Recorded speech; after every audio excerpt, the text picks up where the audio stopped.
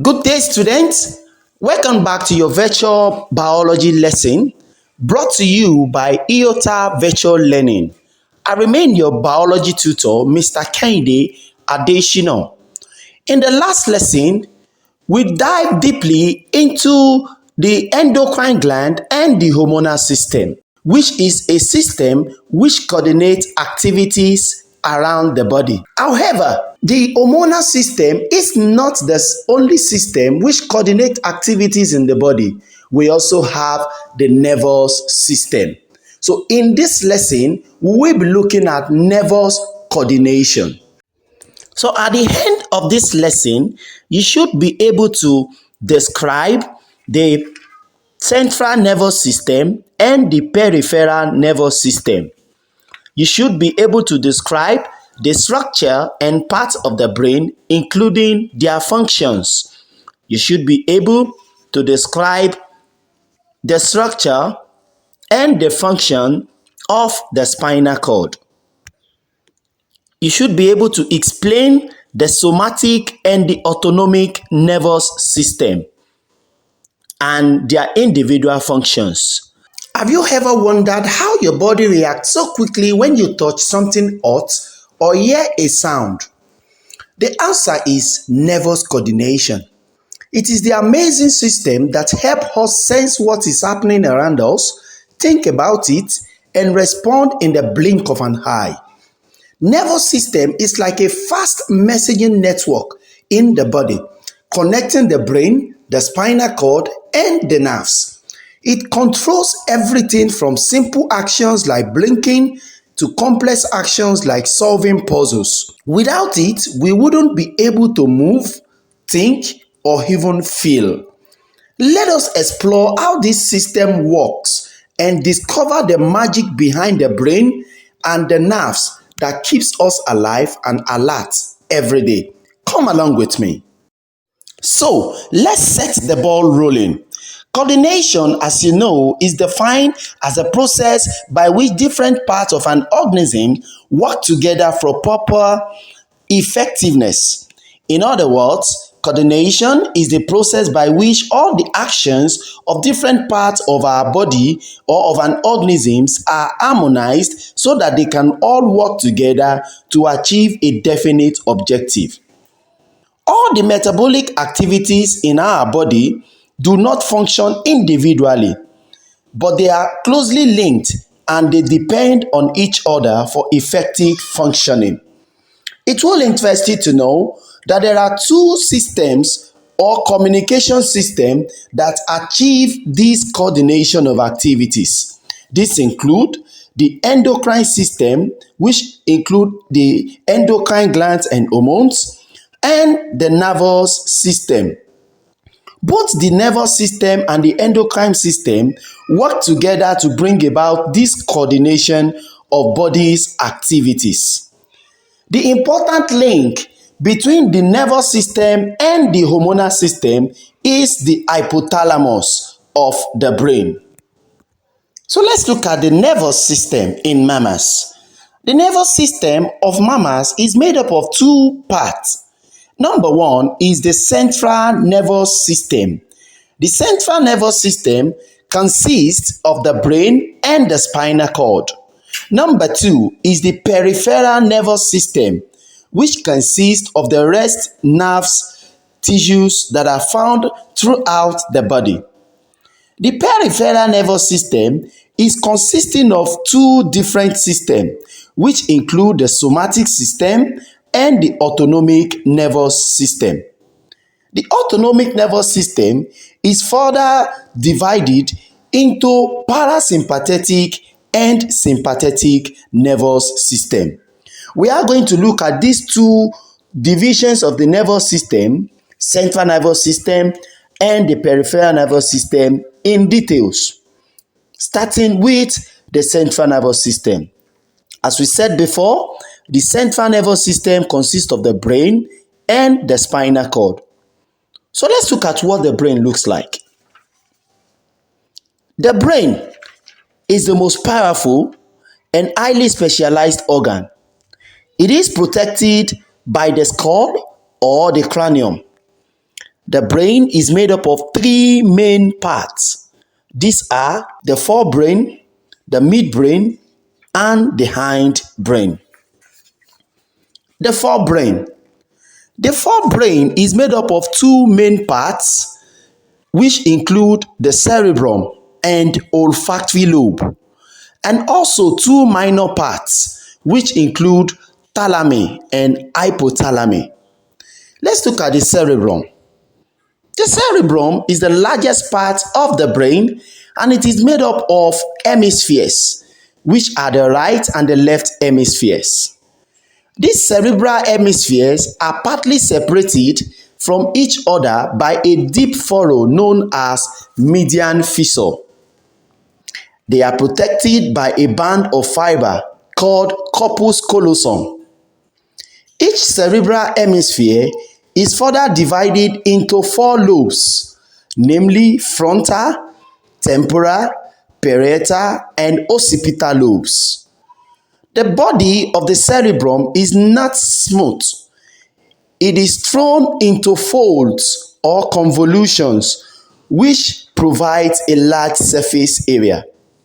The outer part of the cerebrum is known as the cerebral cortex or the gray matter, as a result of the color of the unsheathed nerve cells.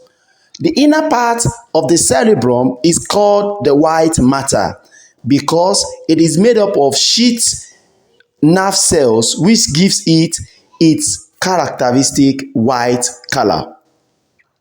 The function of the cerebrum. The cerebrum controls all voluntary actions, such as movement of legs, arms, and speech. It is the seat of intelligence, consciousness, learning, memory, imagination, reasoning, judgment, as well as interpretation of sensation. It is also concerned with the concentration and coordination of impulses. So you usually hear people telling somebody who is not reasoning well to use his medulla oblongata. This statement is wrong because the medulla oblongata is not used for reasoning or for learning. It would have been very good to say use your cerebrum. Now let's look at the next part, the olfactory lobe. The olfactory lobes are located anteriorly at the forebrain. They are a pair of small structures. The function of olfactory lobe. The olfactory lobe receives sensory impulses of smell. That is, they are connected with smell and they make the animal aware of smell in its surrounding. Now the two minor parts, thalami. The thalami are two ovoid structures attached to the back of the forebrain. The function of thalami include it helps in experiencing sensation. It is the seat of consciousness or awareness. It receives impulses from midbrain, hindbrain, and the spinal cord. It also sends or passes impulses to cerebral cortex and vice versa. The hypothalamus. The hypothalamus is found just beneath the thalami. It is the main coordinating and control center for autonomic nervous system. It plays an important role in homeostasis. Function of hypothalamus. Hypothalamus controls sleep and alertness. It controls appetite for feeding. It controls body temperature. It controls the amount of water in the blood, that is, osmoregulation. It controls the secretion of hormones from the pituitary gland. Now let's look at the midbrain. The midbrain consists of small and the inconspicuous parts of the brain. It is very short, a region consisting of optic lobes, pineal body, and pituitary gland. The function of the midbrain. The optic lobes receive sensory impulses from the eyes, that is, it is the site of vision or seeing. It connects the forebrain to the hindbrain and thereby assists in transmission of impulses. The hindbrain. The hindbrain together with the midbrain coordinate most of the body's automatic involuntary activities. The hindbrain is composed of the cerebellum, the pons varolii, and the medulla oblongata. Let's look at the cerebellum. The cerebellum is a thick and convoluted portion of the hindbrain. It is the largest part of the hindbrain, and its functions include: it controls posture or balance of the body. It coordinates the various muscle actions in involuntary responses. It receives impulses from auditory organs, that is the semicircular canal of the ear, and also receive impulses from the skin. Pons varolii. It is a broad band of fiber that connects the lateral cerebral hemisphere. Medulla oblongata. It is the posterior end of the brain that continues into the spinal cord. What are the functions? The medulla oblongata controls many involuntary actions or movements of the body, especially those concerned with respiration, heartbeat, and digestion.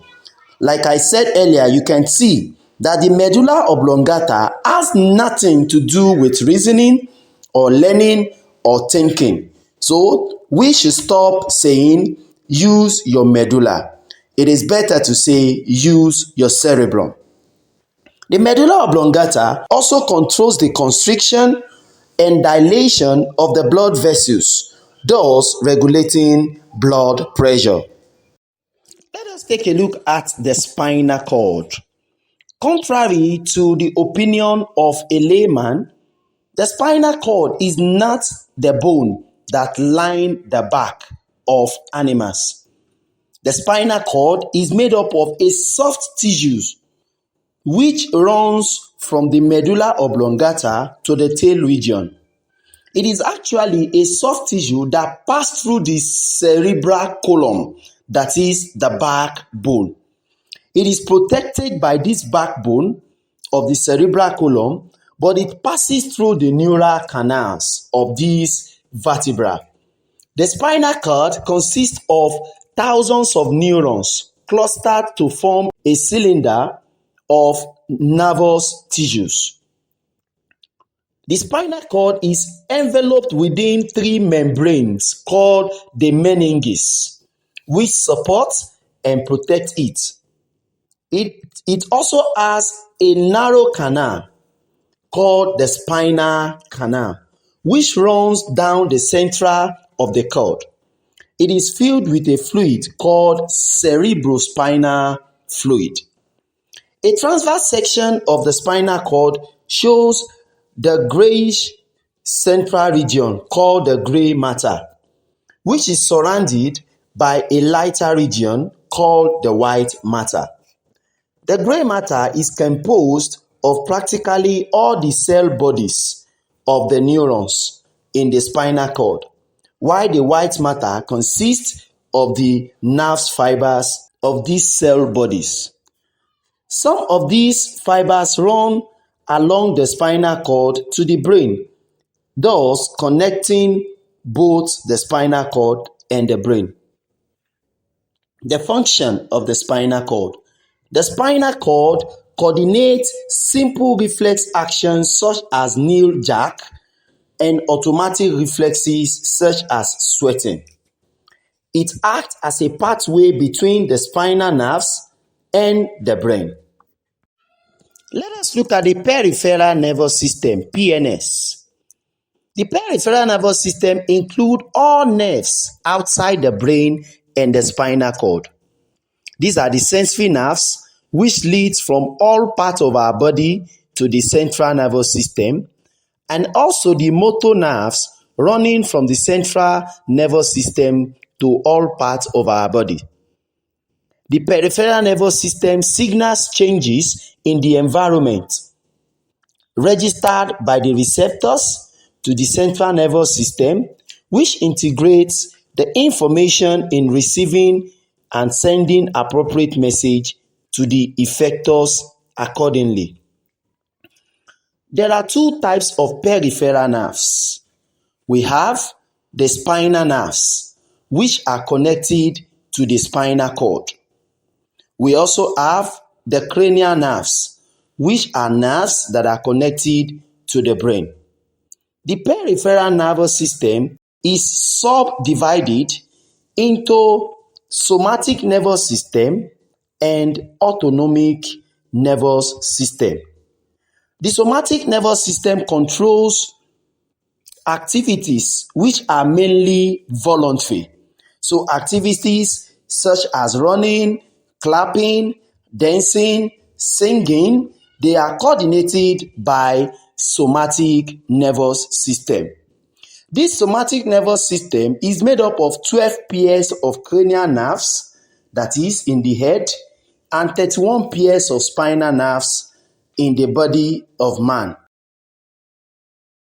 The autonomic nervous system is concerned with the control of body's involuntary activities such as heartbeat, breathing, digestion, and secretion of sweat.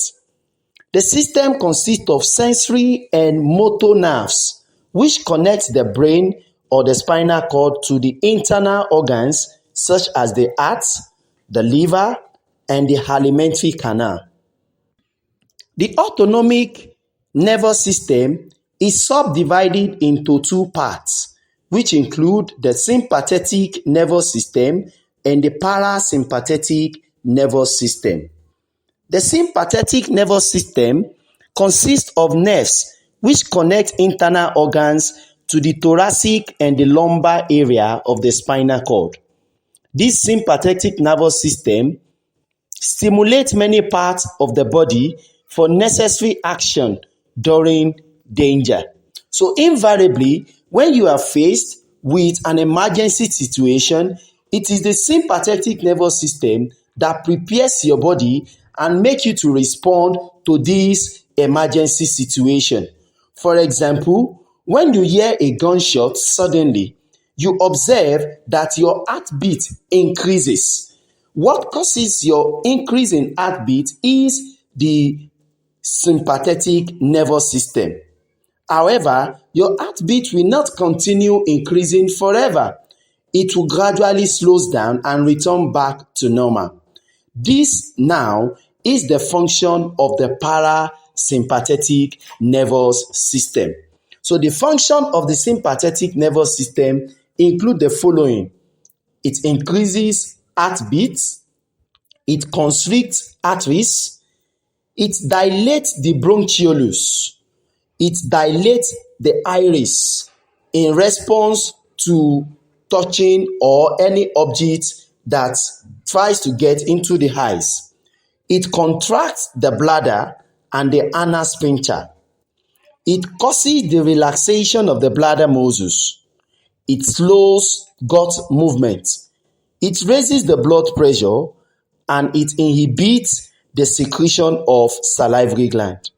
Now, I've said it earlier that the parasympathetic nervous system returns the body back to normal. So it is consisting of nerves which connect the internal organs to the 10th cranial nerves and the sacral region of the spinal cord. This system stimulates the same organs as sympathetic system, but it acts in the reverse way. That is, it is antagonistic to the sympathetic nervous system. It acts to return the body to the normal state after the danger or emergency is past. So, the function of the parasympathetic nervous system should be the reverse or the opposite of the sympathetic nervous system.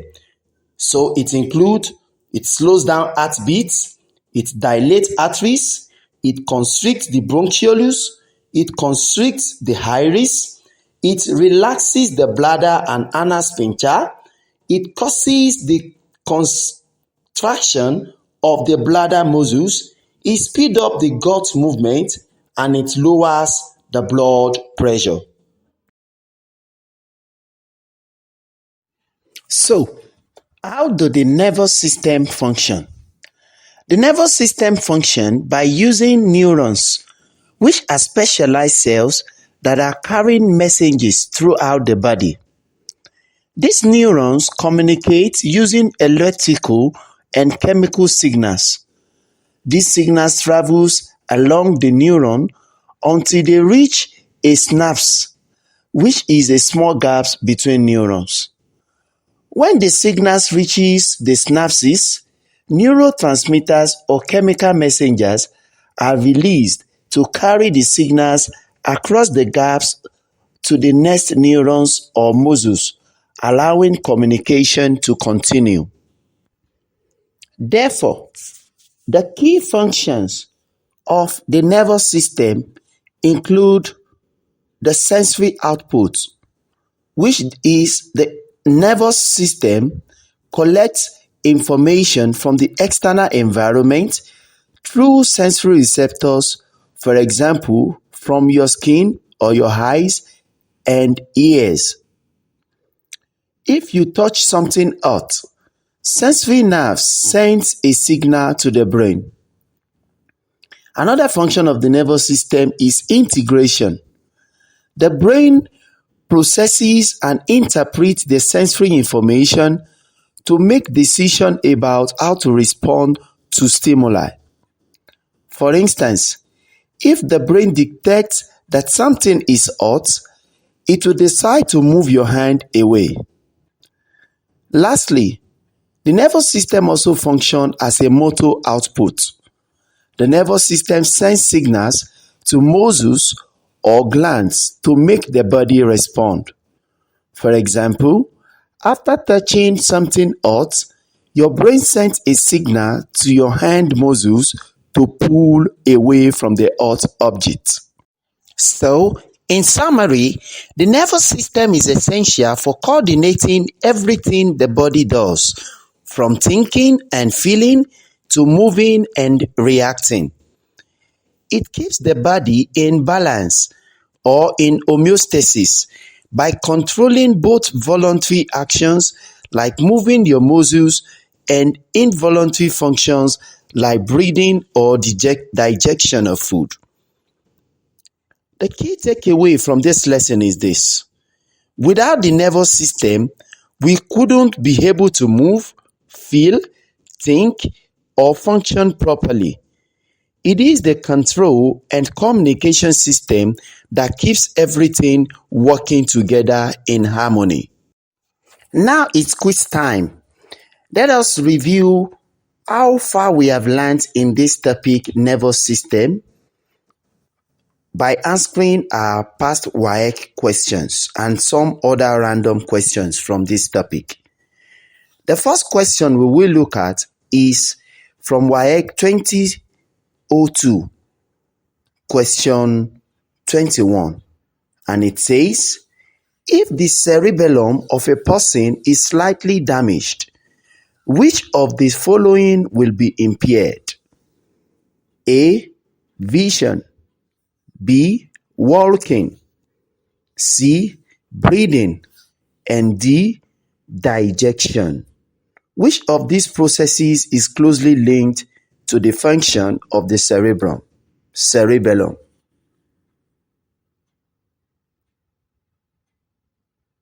The correct option is option B, walking. The cerebellum is concerned with the body posture and balance, and if the posture and balance of someone is not proper, it will affect the walking of that person. So the answer is option B, walking. The next question is from WAEC 2003, question 20, and it says, The part of the nervous system that interprets the blinking of the eyes is A. Spinal cord, B. Cerebrum, C. The hindbrain, and D. Olfactory lobe. So which of these parts is involved in blinking of the eyes?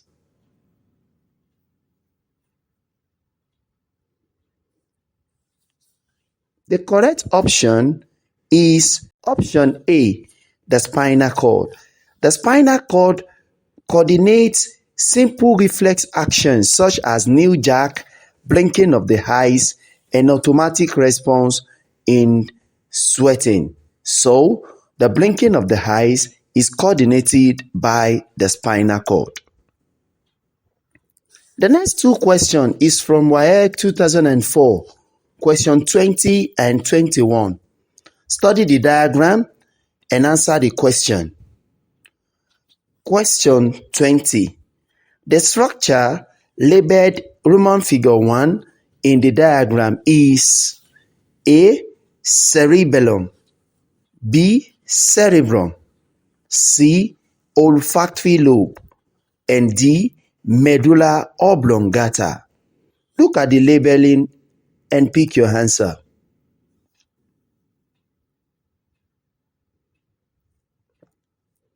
The correct option is option C, olfactory lobe. The part labeled Roman figure 1 is an ovoid structure attached to the cerebrum or the forebrain, and this is the olfactory lobe. Question 21. The structure labeled Roman figure 2 in the diagram is responsible for A. Vision, B. Involuntary actions, C. Speech, and D. Voluntary actions. Look at the part labeled Roman figure 2, identify the parts, and pick the options that correspond with its function.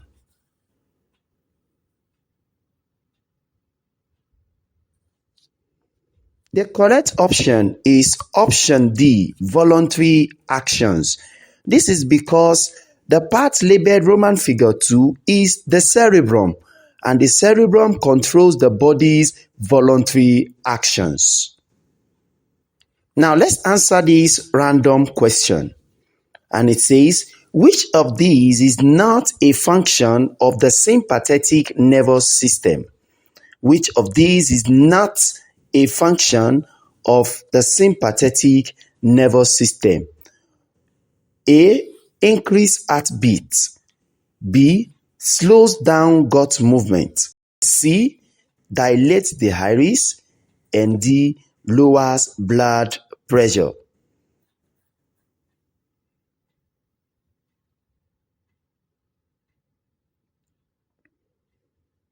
The correct option is option D, lowers the blood pressure. The sympathetic nervous system prepares the body for necessary actions during emergency situation, and its function in these options include increased heartbeat, slows down gut movement, dilates the iris, but does not include lowering of the blood pressure. Lowering of the blood pressure is the function of the parasympathetic nervous system. Therefore, our answer here is option D, lowers the blood pressure. That is all the questions we can take in this quiz section, but I would advise you to go through your past WAEC, NECO, GCE, IGCSE, and even JAMB past questions to solve some questions on nervous system. And remember, do not stop reading, because readers are leaders. The more you read, the more you know. Till we meet again, I remain your virtual biology tutor, Mr. Kehinde Adesina. Bye.